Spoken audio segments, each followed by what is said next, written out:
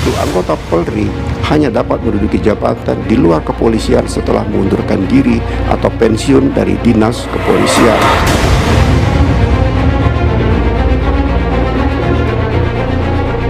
Kepolisian sangat mengapresiasi dan menghormati putusan dari MK dan akan menindaklanjuti putusan MK tersebut sesuai dengan amanah dari undang-undang.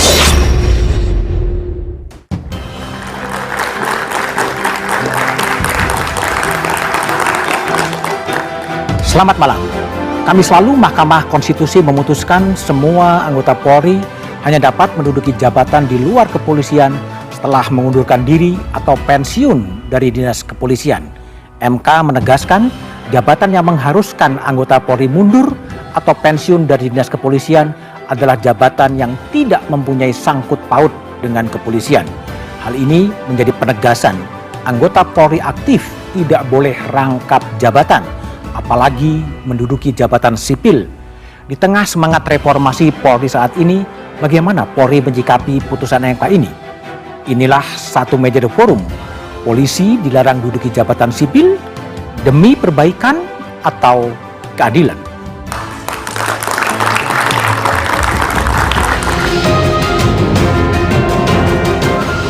Mahkamah Konstitusi membuat putusan anggota polisi aktif dilarang menduduki jabatan sipil. MK mengabulkan uji materi terhadap Undang-Undang Nomor 2 Tahun 2002 tentang Polri. Semua anggota Polri dapat menduduki jabatan di luar kepolisian setelah mengundurkan diri atau pensiun. Secara substansial, kedua ketentuan tersebut menegaskan satu hal penting, yaitu anggota Polri hanya dapat menduduki jabatan di luar kepolisian setelah mengundurkan diri atau pensiun dari dinas kepolisian. Polri menyatakan menghormati putusan MK. Guna menindaklanjuti putusan ini, Polri akan membentuk tim Pokja yang akan melakukan kajian terhadap putusan MK. Yang pasti bahwa kepolisian sangat mengapresiasi dan menghormati putusan dari MK dan akan menindaklanjuti putusan MK tersebut sesuai dengan amanah dari undang-undang. Bahwa Polri akan membentuk tim Pokja yang bisa membuat kajian cepat terkait dengan putusan dari MK tersebut, sehingga tidak menjadi multitafsir harapannya ke depan. Karena hal ini juga menyangkut adanya beberapa hal yang terkait dengan kementerian lembaga yang lainnya.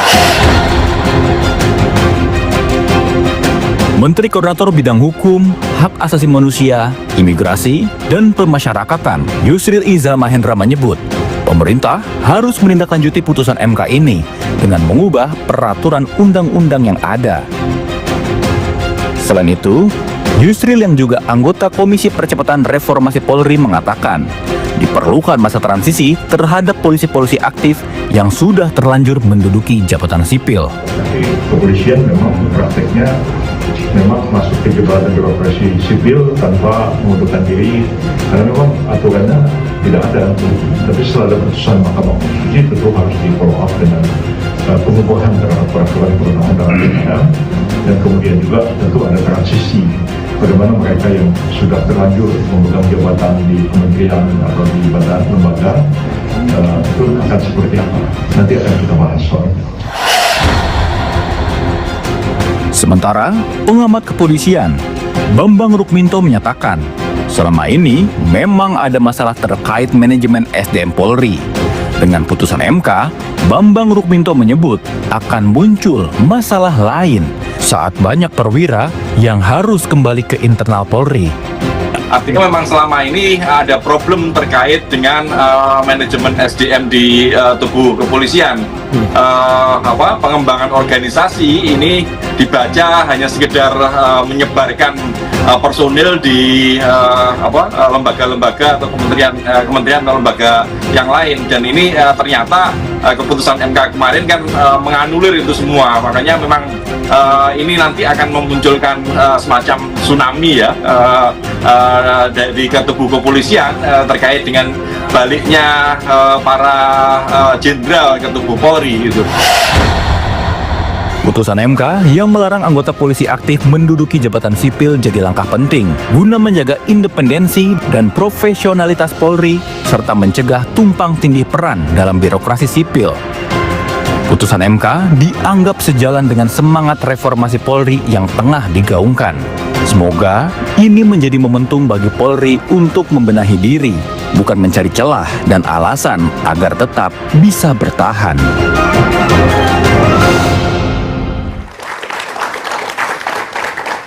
Polisi dilarang duduki jabatan sipil demi perbaikan atau keadilan adalah tema Satu Meja The Forum malam ini. Telah hadir di studio Arianto Sutadi, penasihat ahli Kapolri. Malam, Pak Arianto. Di sebelah kanan saya ada Beni Kabur Harman, anggota Komisi 3 DPR dari fraksi Partai Demokrat. Malam, Beni. Di sebelah kiri saya ada Asfi Nawati, pengajar Sekolah Tinggi Hukum Indonesia Centera. Dan Niki Parisal, peneliti CSS. Malam. Selamat malam, Niki. Oke, saya akan mulai diskusi dari Pak Arianto. Pak Arianto, MK telah memutuskan dilarang rangkap jabatan. Apa sebenarnya respon dari Kapolri setelah putusan MK? Saya belum mendengar dari Pak Kapolri ya, tapi hanya dari Kadif Humas. Ya. Intinya kalau menurut hemat saya, karena putusan MK adalah final and binding, pasti Polri akan menindaklanjuti apa yang menjadi putusan. Nah, hanya sampai sekarang kan kita belum tahu ya, apakah kemudian setelah itu ya, kita maknai dulu ya putusan MK itu ya. Kita lihat putusan MK itu mengatakan bahwa polisi yang masih dinas menjadi polisi tidak boleh merangkap jabatan di jabatan sipil. Pasti nanti konotasinya kan akan pengembalian petugas polisi yang sekarang ada di sana ke polisi dan pindah ke polisi. Itulah yang mungkin nanti harus diperhitungkan ya, bagaimana caranya, kapan pelaksanaannya. Oleh karena itulah Pak Kapolri sekarang sudah membentuk Pokja untuk itu. Nah, Pokja itu untuk apa sebetulnya? Untuk menghitung-hitung itu tadi kan, dampak daripada keputusan ini kan itu otomatis harus dilaksanakan. Kemudian melaksanakannya kapan? Sampai sekarang kan belum tahu persis ini.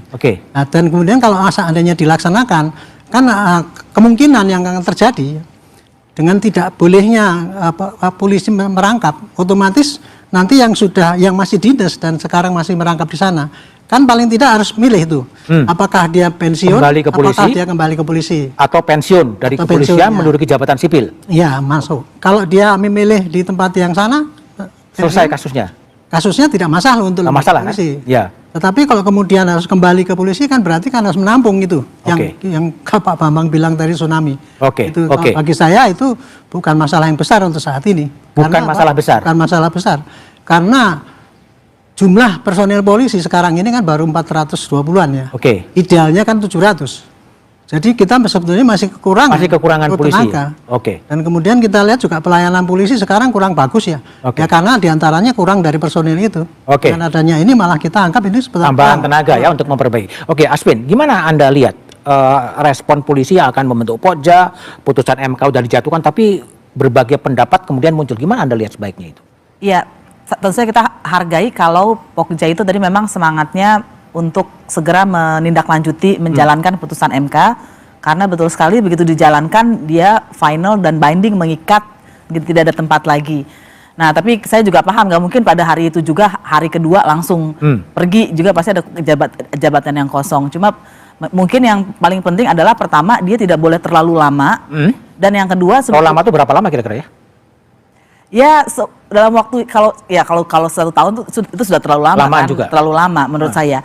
Tentu saja tenggang waktunya itu seperti berapa bulan itu cukup untuk mengisi jabatan yang akan ditinggalkan, dan atau kalau kembali ditempatkan di mana, karena ini kan ada kehidupan manusia juga ya, dan organisasi. Nah, tapi yang paling penting sebetulnya adalah kalau kita mencermati alasan-alasan pertimbangan Hakim MK bahwa semangatnya adalah tidak boleh ada orang polisi ini harus jaga netralitasnya, dan dia mengacu kepada TAP MPR yang adalah pemisahan TNI dan Polri. Itu menurut saya yang penting kita kaji juga, Mas. Baik. Bung Beni, Anda pernah menyebut bahwa Presiden adalah seorang yang tunduk pada konstitusi gitu. Lalu ketika MK memutus gini, apa respon paling cepat yang masuk akal sebetulnya bagi kepolisian atau bagi perwira polisi di jabatan sipil untuk mendapatkan simpati dan tunduk pada putusan MK? Ya, saya tahu persis Presiden Prabowo itu adalah presiden yang sangat patuh pada konstitusi, dan itu dia sampaikan dalam rapat paripurna di MK. Jadi saya jadi presiden yang patuh pada konstitusi. Kami sangat mendukung itu. Dan begitu ada putusan ini, saya yakin sekali presiden akan secepatnya melaksanakan putusan ini. Apa itu arti melaksanakan? Apa melaksanakannya akan perintahkan polisi-polisi yang masih menduduki jabatan sipil itu untuk kembali ke tempat asalnya atau memilih pensiun. Jangan lupa, jangan kita persalahkan teman-teman ini. Teman-teman yang ditempatkan dalam jabatan sipil itu bukan pilihan, tapi itu ditugaskan. Kalau penugasan, maka dengan putusan MK ini wajib ditarik kembali. Kalau penugasan. Kalau bukan penugasan, saya rasa nggak ada yang bukan penugasan. Saya nggak tahu kalau pimpinan KPK teman kita, Pak Setio, saya rasa itu penugasan juga. Kalau itu penugasan, maka dia harus memilih dengan adanya putusan MK ini, pensiun atau kembali. Dan saya yakin beliau akan memilih untuk pensiun dan tetap di sana. Jabatan di sana jauh lebih bagus tentunya kan, pada kembali ke situ. Tapi poinnya itu adalah mereka ditugaskan, dan penugasan ini oleh putusan MK ini berlaku seketika, diwajibkan untuk dikembalikan. Jadi ditugaskan, penugasan itu dicabut dan dikembalikan. Hanya dengan putusan MK tentu dengan berlaku seketika tadi, pilihannya tentu dua, pensiun atau kembali. Jadi itu pilihannya. Tidak ada yang lain lagi. Jadi saya yakin Presiden Prabowo akan melaksanakan perintah Mahkamah Konstitusi ini. Putusan MK itu adalah perintah. Perintah untuk dilaksanakan oleh pemimpin negara tertinggi, dan juga tentu kalau di sini kalau ada penugasan, maka tentu ditariklah penugasan. Dan masalahnya itulah Pak Budiman ya. Jangan kita persalahkan teman-teman Polri ini. Mereka ditugaskan. Mereka yang kami di Komisi 3 pernah mempersoalkan ini dulu. Mengapa tiba-tiba sejumlah jenderal polisi ini ditugaskan untuk menduduki jabatan-jabatan publik? Itu periode kedua Presiden Jokowi. Kami mempersoalkan itu di Komisi 3 habis-habisan. Tapi waktu itu dengan macam-macam alasan lah. Ya udah dibenarkan, lalu yang salah tadi itu karena dibiasakan lalu diterima sebagai sebuah kebenaran. Baik. Saya rasa ini putusan MK ini menormalkan kembali keadaan ini. Baik, Bro Niki. Jadi ini putusan MK sesuatu yang bagus bagi kepolisian tentunya ya? Tentunya ini keputusan yang bagus ya, putusan yang bagus bagi kita semua. Kita melihat bahwa kepolisian terlibat dalam birokrasi sipil ini kan sudah menjadi isu politik ya, termasuk juga isu hukum. Tapi satu hal yang ingin saya garis bawahi bahwa selain penugasan, ini ada permintaan juga dari KL, Kementerian dan Lembaga. Apabila kita melihat Undang-Undang ASN dan PP nomor 11 tahun 2017, itu memang ada suatu klausul ketika KL itu meminta. Nah, ketika kita meminta atau kebutuhan KL ini membutuhkan personel kepolisian, maka tahap selanjutnya kan memberikan persetujuan adalah Kapolri dan menugaskannya juga. Nah, maka menurut saya apabila kita ingin menata ulang rezim hukum kepegawaian negara, artinya ya jangan hanya kepolisian dikembalikan, tapi kita melihat kembali rezim hukum kepegawaian itu, Undang-Undang ASN. Ya, ada permintaan. Itu butuh waktu juga ya? Butuh juga waktu. Jadi putusan MK ini dikeluarkan di tengah reformasi kepolisian. Apa pilihan yang paling bijak? Memang anggota Polri itu mundur, pensiun dari kepolisian, atau memang perlu ditarik? Kita bahas setelah jeda berikut ini.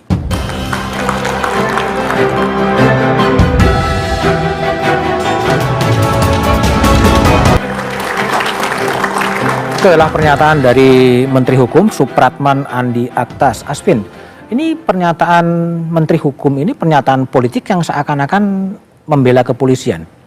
Dan tidak hanya itu, Mas, dia sebetulnya juga memelintir putusan MK. Jadi kan dalam putusan MK itu ada putusan, ada dissenting opinion yang berbeda, dua orang hakim MK, dan ada satu putusan dengan alasan berbeda. Konkuren ya? Konkuren, yang disebut itu adalah putusan yang alasan berbeda, yaitu dengan mengatakan harusnya itu hanya yang terkait dengan hanya untuk jabatan yang tidak terkait.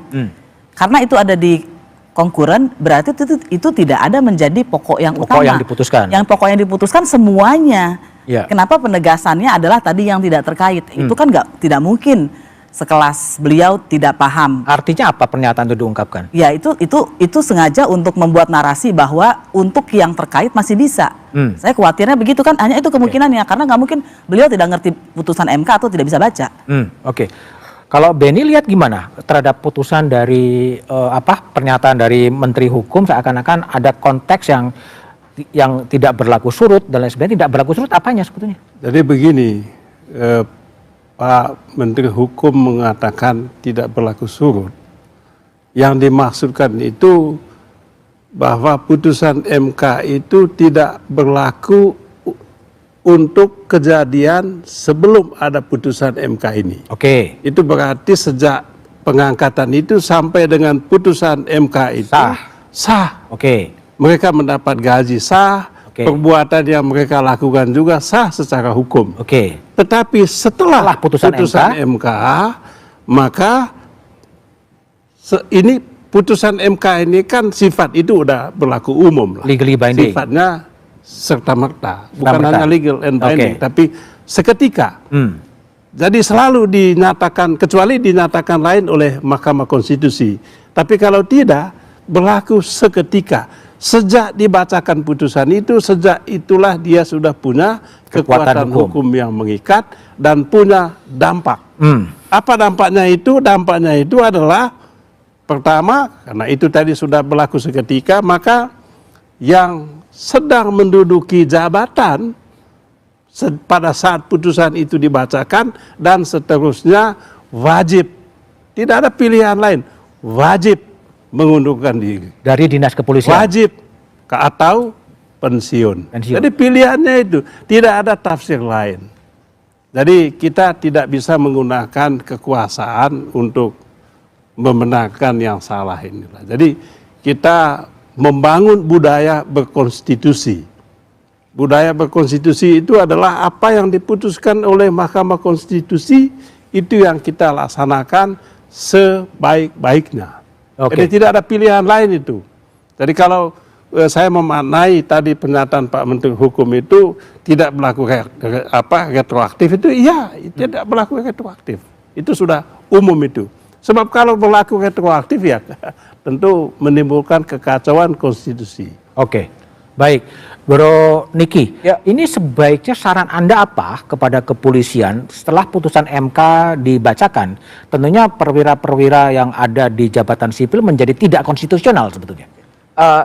Ini adalah momentum baik, Mas Budiman, bahwa Presiden bersama dengan Kapolri bisa memanfaatkan narasi reformasi kepolisian. Ada dua hal yang bisa dilakukan. Yang pertama adalah meninjau ulang aspek struktural untuk memastikan pemulangan anggota dari birokrasi sipil berjalan tertib dan terarah. Itu yang pertama. Yang kedua, ini sekaligus menata ulang desain organisasi ke depan agar mampu menyerap dan menempatkan personel secara proporsional dan bermartabat. Dan ini akan juga mengembalikan profesionalisme kepolisian, bahwa ini bukan hanya soal struktur dan aturan, tapi soal penghayatan profesi dan etika profesi. Seperti itu. Ini momentum baik untuk menghidupkan reformasi kepolisian. Tapi kalau Anda condong mereka kembali ke kepolisian ya? Saya lebih condong lebih baik pulang kepada kepolisian sambil mendesain ulang kepolisian ini mau seperti apa. Karena ini saatnya seperti itu. Kalau bagi Pak Arianto, dengan begitu banyak saya nggak tahu persis kan, ada yang bilang ribuan, ada yang bilang 300, ada yang bilang 30. Sebaiknya gimana setelah putusan MK? Apakah mereka sukarela saja, udah saya pensiun, atau memang kembali kepada kepolisian? Saya kalau melihat dari hak seseorang ya harus diserahkan kepada yang bersangkutan, Pak. Yang bersangkutan? Yang bersangkutan itu yang nomor satu untuk menentukan berapa yang mau kembali, berapa yang mau pensiun. Kalau kita memaksakan mereka harus ditarik, itu namanya melanggar hak. Kan kasihan kan orang mereka. Kan sudah ditugaskan sana. Dia waktu itu ditugaskan ke sana mesti mau dengan harapan ada suatu yang lebih baik gitu ya. Kalau dia nggak senang di polisi, pasti dia akan menolak untuk penugasan itu, walaupun di itu nggak ada penolakan ya. Tapi ini kan mereka kan ditugasi sana dan kemudian sudah ke sana, kemudian tiba-tiba ada keputusan kayak gini. Ya harus mereka yang menentukan. Jadi tapi kan gini, sampai sekarang kan belum ada arahan ya. Ini kan dikembalikan kepada masing-masing personal dari anggota, atau memang harus ada arahan. Lu pilih loh, mau kembali kepada polisi atau? Saya kira ini estimate saya, Pak. Kan Pak Kapolri kan melihat putusan yang rasional, Pak. Yang dia tidak menentang perintah itu, dia melaksanakan perintah itu, tapi dia juga masih menghargai perlindungan pada anggotanya kan. Makanya satu-satunya jalan yang memberikan kesempatan pada mereka mau terus atau berhenti. Kalau untuk berhenti misalkan ya, berarti kan dia akan terus di sana. Tapi kalau kemudian mau kembali ke polisi, berarti polisi tadi seperti saya sampaikan harus menata kembali ya. Kalau bagi saya itu tidak masalah, karena apa? Itu tadi seperti saya katakan, kebutuhan kita itu masih kurang 700, baru ada 400, kan masih kurang 300, Pak. Dengan kemarin dikurangi itu, akibatnya kan mengurangi juga kemampuan polisi yang semestinya itu profesional, tapi ditugaskan keluar kan gitu. Nah, dengan masuk ini, apalagi sekarang polisi lagi dituntut untuk transformasi. Baik. Benny, gimana DPR melihat itu? Jadi menurut saya Pak Budiman ya, ini bukan masalah personal, ini masalah hukum ya. Ada penugasan itu kan ada SK, surat keputusan yang menugaskan yang bersangkutan, dan itu berdasarkan permintaan. Nah, itu yang tadi saya katakan, di sini memang kita tidak bisa persalahkan teman-teman ini. Ya, tidak dipersalahkan. Pertama itu adalah lembaga yang meminta, karena memang ada permintaan dari KL. Tetap sah itu. Kemudian juga ada penugasan. Nah, lalu putusan MK mengatakan penugasan, undang-undang yang mendasari penugasan atau permintaan itu dinyatakan tidak sah, inkonstitusional oleh Mahkamah Konstitusi.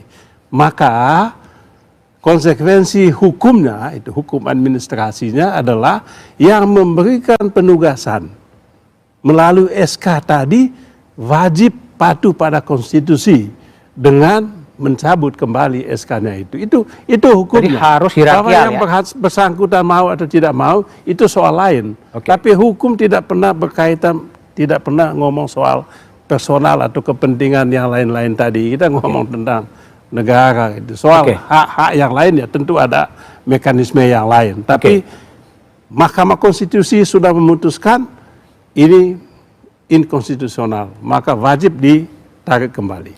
Atau pensiun. Apakah perlu ada deadline bagi Kapolri untuk menarik, mengeluarkan SK? Apakah SK-nya pilihan atau tidak gitu? Atau butuh panglima tertinggi dalam arti presiden yang mengambil inisiatif?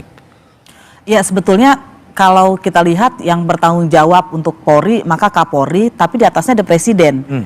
Jadi sebaiknya memang presiden mengingatkan juga, berkoordinasi dengan Kapolri bahwa mereka harus segera mengambil keputusan, dan logika Pak Benny itu masuk akal sekali. Kalau memang mereka mencari jalan sendiri-sendiri, maka persoalannya adalah individu. Tapi kalau mereka tadi ditugaskan, maka yang memberi penugasan harus menarik penugasan itu. Kan sesederhana itu. Karena itu memang kalau betul semua mereka itu ditugaskan, maka ya jadi masuk akal kita mendesaknya Kapolri sekarang harus segera mencabut penugasan tersebut. Itu butuh waktu deadline-nya gitu? Perlu sekali, Mas Budiman, karena dalam hukum justice delay. Iya, justice delay itu justice denied ya. Jadi waktu yang terlalu lama, bayangkan ada orang minta pesangon dikasih 10 tahun lagi. Itu kan gak ada gunanya gitu kan. Baik. Selain soal dui fungsi Polri, ada juga sebenarnya rangkap jabatan di jabatan TNI. Bagaimana menata itu kita bahas setelah jeda berikut ini.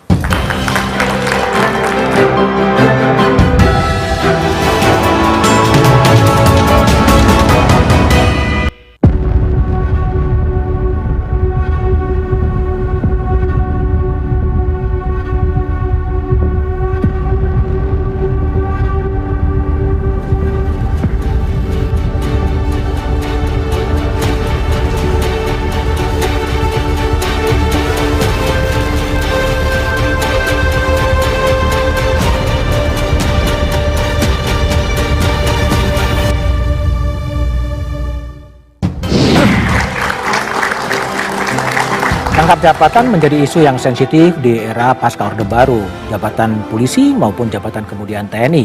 Samsul Jaidin kemudian juga akan menggugat Undang-Undang TNI. Bro Niki, apakah setelah MK menyatakan bahwa duduknya perwira tinggi kepolisian Jawa Barat sebagai inkonstitusional, langkah serupa juga akan dinyatakan kepada perwira TNI? Saya berharap seperti itu juga ya, karena remilitarisasi ruang sipil itu sudah terjadi saat ini dan semakin mendalam. dan seharusnya juga fair juga bahwa ketika kepolisian dibatasi, bahwa militer juga harus dibatasi. Karena ini juga mengacaukan tadi sistem kepegawaian dan juga demokrasi tentunya. Dan menurut saya bahwa MK juga harus punya sense untuk melihat itu. Melihat bahwa sudah terjadi remilitarisasi ruang sipil, dan kedua adalah bahwa flavor atau rasa kepemimpinan saat ini memang lebih backbone-nya itu lebih kepada militer. Seperti itu. Anda itu lebih baik ya kalau putusan serupa dijatuhkan kepada Undang-Undang TNI. Jika kita ingin adil, fair, sebaiknya seperti itu. Oke, Aswin, gimana Anda lihat prospek? Kalau tadi kan akan lebih bagus kalau diperlakukan sama. Kalau Anda lihatnya? Kalau kondisi baik-baik saja, hakim yang sekarang harusnya memutus yang serupa. Oke. Karena mereka mengambil TAP MPR nomor 6 tahun 2001 yang adalah pemisahan TNI dan Polri. Dan waktu itu ada TAP MPR nomor 7 tahun 2001 yang menegaskan juga bahwa dua TAP MPR ini di konsiderannya itu jelas dui fungsi ABRI telah menyebabkan kerusakan demokrasi. Dan itu kata peraturan perundang-undangan tertinggi pada masa itu ya, sesudah Undang-Undang Dasar. Tapi Anda mengatakan kalau kondisinya baik-baik saja gitu. Emang sekarang gimana sih? Iya kan kita tahu bahwa ruang pengadilan itu bukan ruang kosong ya. Ada pernah kan ada hakim MK dapat sanksi etik. Ada yang melaporkan ada penyuapan dan macam-macam ya. Ada intimidasi dan lain-lain. Misal dalam kasus pengadilan yang lain Tanjung Priuk gitu ya, di mana Baret Merah hadir terus-menerus di ruang sidang. Kita tidak pernah tahu apa yang terjadi. Tapi seharusnya kalau itu ruang kedap suara, kedap apapun gitu, kalau lihat putusan yang sekarang logikanya ya sama. Sama ya. Oke, kalau Benny lihat gimana? Ini kan seakan-akan ada prinsip kesamaan ya. Kalau katakanlah polisi kemudian dilarang, TNI juga sebaiknya dilarang, dan itu ditumpukan kepada Mahkamah Konstitusi. Logikanya harus demikian atau memang bisa berbeda sebetulnya? Ya, kalau logika hukum kan iya. Kesamaan di muka hukum ya? Kesamaan di depan hukum kan, dan juga prinsip-prinsip pokok reformasi itu ya memang demikian. Tapi ya kita kan tidak tahu seperti apa nanti MK-nya ini membuat pertimbangan soal itu. Tetapi kalau tadi kita mengacu kepada TAP MPR yang memisahkan dulu TNI dan Polri, dan larangan itu sama. Baik untuk TNI dan Polri itu sama, ya. Makanya kita agak bertanya-tanya ketika kemudian kok polisinya kok kemana-mana, sedangkan TNI-nya ini kok di tempat kan begitu, ya. Jadi masuk akal juga kalau teman-teman TNI menuntut hak yang sama. Kalau anggota Polri bisa, kenapa kami nggak bisa? Kan begitu.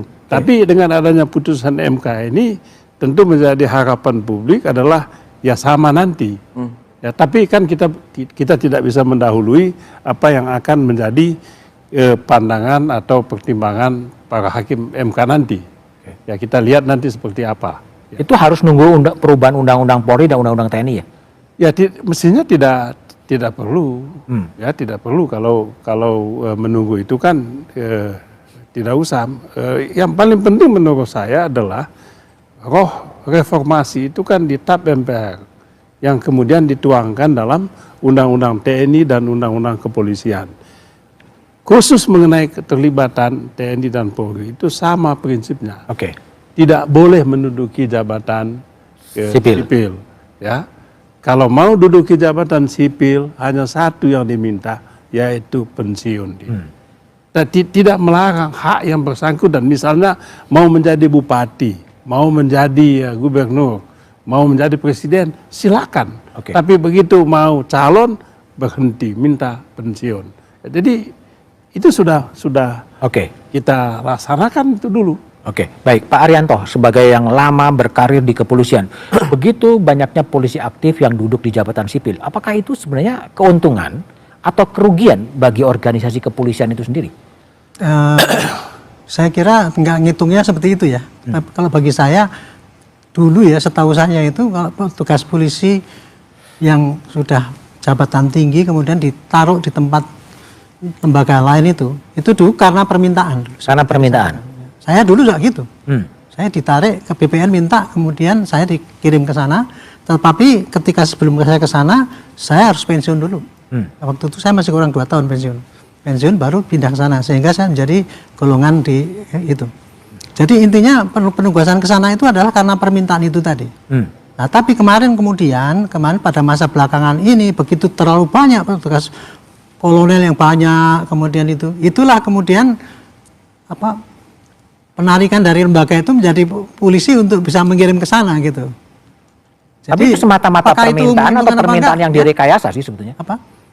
Bukan, saya kira karena bunyi undang-undang katanya begitu, saya nggak mahir ya dalam undang-undangnya. Tapi dalam prakteknya memang kayak gitu.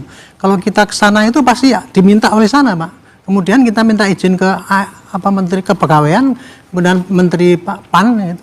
Sama juga itu jadi. Itulah baru itu terjadi gitu. Jadi kalau menurut saya, apakah itu menguntungkan polisi apa tidak? Pada saat dulu itu polisi agak over, jabatan yang kolonel dan brigjen itu banyak itu. Dengan adanya kesempatan itu, jadi seakan-akan menjadi peluang untuk menyalurkan, kan seakan-akan begitu. Tapi gini logikanya Pak Arianto, kalau memang posisi sebagai kepala BNN, kepala BNPT itu memang masih dekat dengan tugas kepolisian ya. Tapi kalau kemudian ditempatkan sebagai di Kementerian ATR, di Kementerian Haji, apakah itu masih ada kaitan dengan tugas kepolisian sih sebetulnya? Saya tidak tahu ya, tapi karena menurut hemat saya yang penting putusan MK kemarin itu nggak boleh ngerangkap gitu aja. Kalau cuma menempati tempat jabatan yang lain, karena gini Pak, mantan polisi itu biasanya diambil dari kemampuan dia untuk mengawasi, menyelesaikan sengketa, itulah yang diambil kelebihan-kelebihan untuk menjadi manajemen di tempat-tempat lembaga yang lain itu.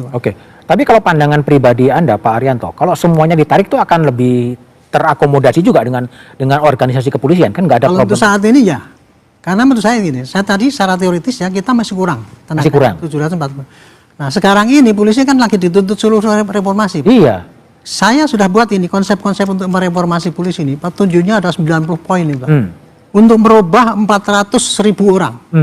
Tidak cukup hanya bikin tulisan begini Pak. Ini butuh bagaimana dia menyampaikan, bagaimana mendrill, bagaimana mengawasi, bagaimana mengevaluasi. Itu butuh manajemen yang bagus-bagus Pak. Makanya itu kesempatan ini begitu yang bagus-bagus ditarik sini, itu kalau bisa dimasukkan dalam satgas sementara Pak. Untuk melaksanakan khusus reformasi ini. Karena reformasi nggak bisa dilaksanakan yang sudah ada di situ Pak. Nggak akan jalan. Gitu. Baik, Bro Niki, ini diadakan ada komisi percepatan reformasi gitu. Nah sekarang ada putusan MK. Apa nggak sebaiknya ini disinkronisasi sebetulnya?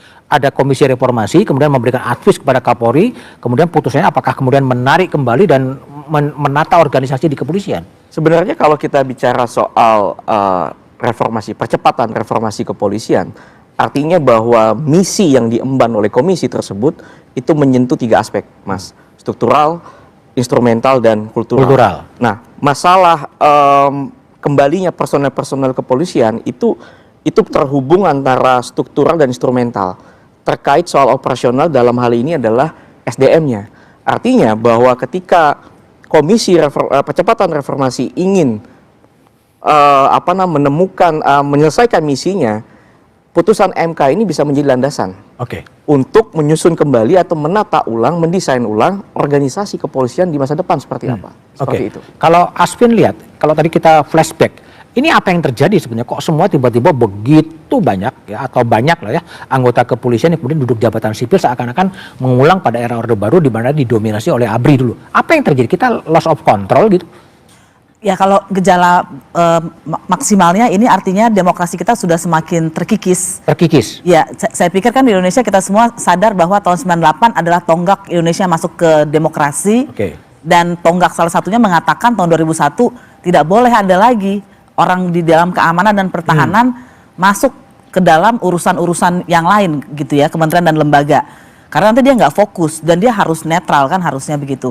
Nah dan kita lihat kan gejala itu kan tidak terjadi pada tahun 2001 itu kan Mas Budiman. Itu terjadi sudah mendekati ketika kritik-kritik baik indeks menunjukkan demokrasi Indonesia turun. Jadi memang ternyata rangkap jabatan itu, apalagi di tubuh pertahanan itu indikasi demokrasi mundur. Artinya kita tidak percaya lagi dengan pembagian tugas dan sekuritisasi atau militerisasi itu merajalela kan, memvaksin harus tentara atau nanti harus KPK itu harus polisi, begitu ya. Kalau sudah pensiun itu nggak ada masalah tadi keahliannya. Tapi apakah tidak ada orang bukan polisi atau tentara yang bisa memvaksin atau bisa tertib Kan nggak juga. Kalau kita lihat kan ketertiban itu kan bukan baris berbaris. Kedisiplinan itu bisa nggak kita disiplin kepada konstitusi, bisa nggak kita disiplin tidak korupsi. Itu disiplin yang sesungguhnya menurut saya, bukan baris berbaris. Baik, seakan ada pertarungan antara supremasi konstitusi dan juga supremasi politik. Apakah putusan Mahkamah Konstitusi ini akan menjadi semacam macan kertas dalam tanda petik? Kita bahas setelah jeda berikut ini.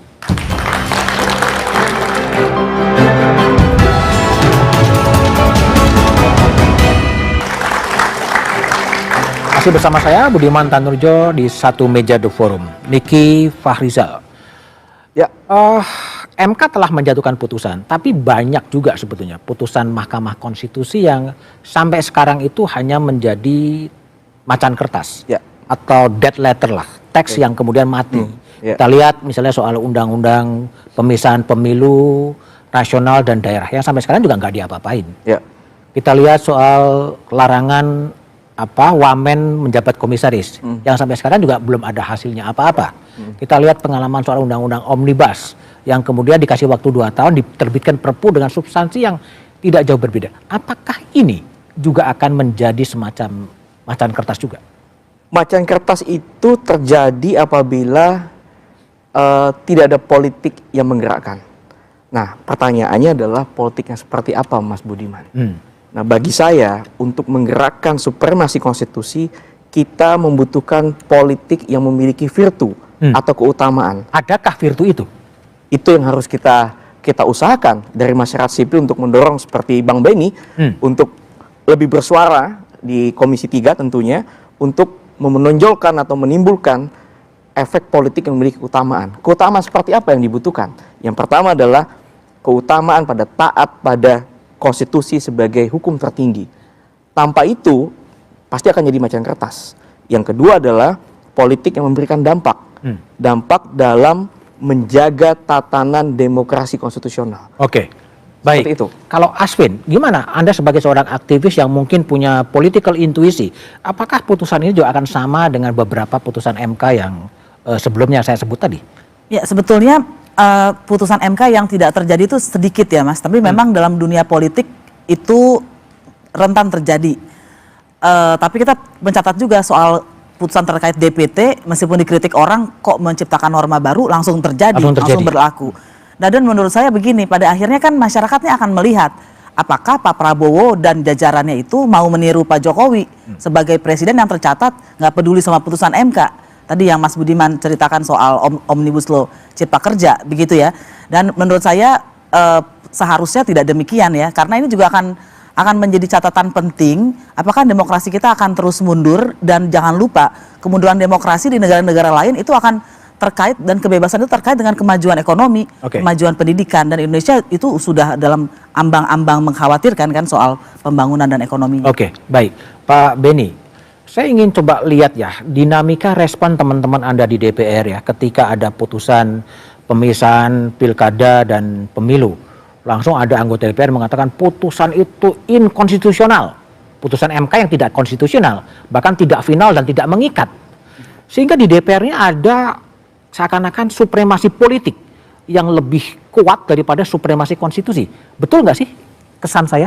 Ya, pandangan politik itu kan bisa macam-macam lah. Bisa memberi kesan seolah-olah politik itu menjadi panglima.